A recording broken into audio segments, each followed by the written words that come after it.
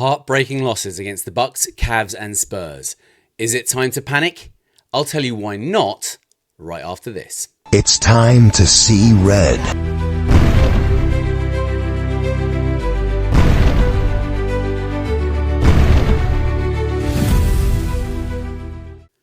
Good morning, good afternoon, good evening, and welcome to another See Red UK Chicago Bulls chat where sleep is optional and loving the Bulls isn't. I'm your host Neill, and I'm here to tell you that despite a 3-game losing streak, all is not lost with this Bulls team. So we are off the back of a slide. We've lost the last 3 games in a row. First of all, 110-126 loss to Bucks. 122-128 loss to the Cavs, and last night a 121-117 loss to the Panic. The last 2 games were particularly heartbreaking. They were games that we were in. They were games that we thought we could potentially win. And unfortunately, in the last dying minutes of both of those 2 games, the Bulls took their foot off the gas, lost control of the game, and they spiraled in favour of the oppositions. But it's still not time to panic. And I'll tell you exactly why. First and foremost, nobody really pegged this Bulls team to be sitting above 500. And here we are, currently, 6-4? So we're still above 500, guys. Still above 500.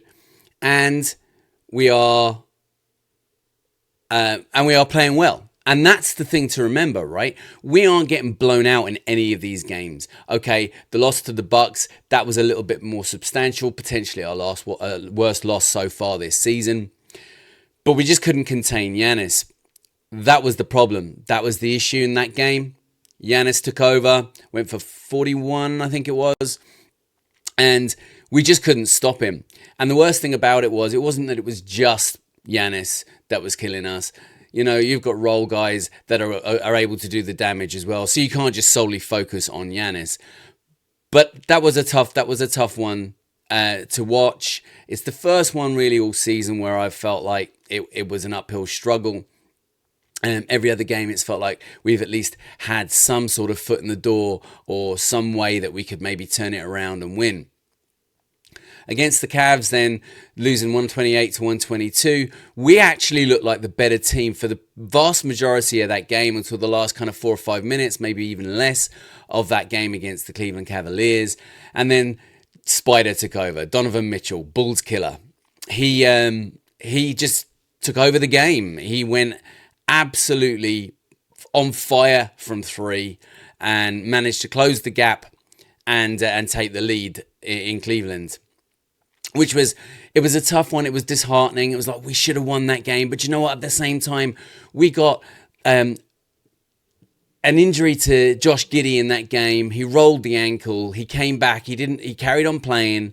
He didn't really look like quite the same guy after that. He didn't look as decisive. He didn't seem to be attacking the rim quite the way he was before. It just looked a little bit sheepish. And we really, really felt the pinch. And we just couldn't get it done. Against the Spurs then last night, it was a similar kind of story. Josh Giddey didn't play as a result of that injury. And again, it was their superstar that did the damage. Wembenyama went for 10 straight in the fourth quarter. He hit 2 dagger threes at the end of the game. And up until the fourth quarter, again, it looked like we had that game kind of at least semi-contained. We had a good lead. And we just couldn't get it done. Now, I know I hear a lot of people out there in the socials and they're panicking and they're like, we just don't have that guy. And that's because we've been beaten by 3 superstars on teams in the last 3 games in a row. And I get it. I get why the panic is there. I get why people are worried. But you know what? We have not been at full strength this entire season so far. We're still waiting on a return from Coby White. And according to sources that are out there, then it looks like that could be potentially happening in the next week. He was assigned to the Windy City Bulls so that he could do some training with them. Then he was brought back up again, along with Noah Essengay. And Coby is expected to see the floor probably during the road trip next week, if not just before. And that will make a massive difference. Josh Giddey as well, from what we've been told, it doesn't look like it's a serious injury. So he gets a chance now to rest it and then bring us back into the game then against Detroit. And we're going to need him. We're going to need Josh. We're going to need everybody to step up. The reason why we were winning games at the start of this season was because we were working as a team. We were working as one big unit of a collection of players that for the most part are all role players, and they were coming together and playing absolutely incredible team basketball, and that's what was getting us wins.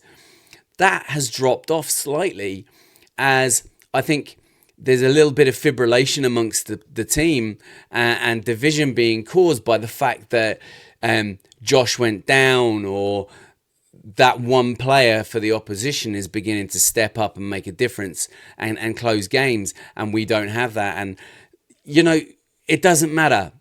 This team needs to follow their agenda of working together as a team unit of 9 to 10, 11 sometimes players, working as a whole on defense, on offense, and just get it done that way. That was where the success was lying, and that's what we need to go back to doing. And I think we'll get there. I think the big problem is that without Josh Giddey to orchestrate that, you do wonder if he hadn't got injured in the game against the Cavs, and if he wasn't out against the Spurs last night, could that have been the deciding factor to push the Bulls over that edge and get them through that finish line? I think it could have been. Now, I'm not saying that makes Giddey that guy, but what I am saying is that he is the absolute linchpin on which everything else is drawn up. He is that person that controls the offense and has been getting more and more involved on the defense and turning it from defensive situations to offensive transition basketball. He moves the ball. He takes away the thinking. He makes it easier. Does that make him that guy? Possibly. But he's not that guy that I think can step up yet anyway, that can step up and take over a game. And that's what we're lacking. And I do think that as a unit, the whole team becomes that guy. Because rather than the opposition then having to focus on one player or possibly two players, you've got the whole committee that they've got to take on. If every single player on that floor has the potential to score the game-winning shot or go on a run, like, look at the way we've been getting minutes from Jalen Smith. Jalen Smith has been absolutely immense for us in the last couple of games. Now, he was sat at the tail end of the Cavs game in favour of Vooch. Personally, I would have liked to have seen Jalen Smith either out there with Vooch at the 4 or out there at least getting a few more minutes. Look, I know Vooch isn't going to be benched at the tail end of a game. I get that. I know the way Billy works, but what I am saying is that Jalen Smith could definitely have got more minutes heading into the tail end of that game in the fourth quarter, because he's been brilliant for us. He's been absolutely fantastic offensively and defensively and shooting from distance. The same can be said for Kevin Huerter.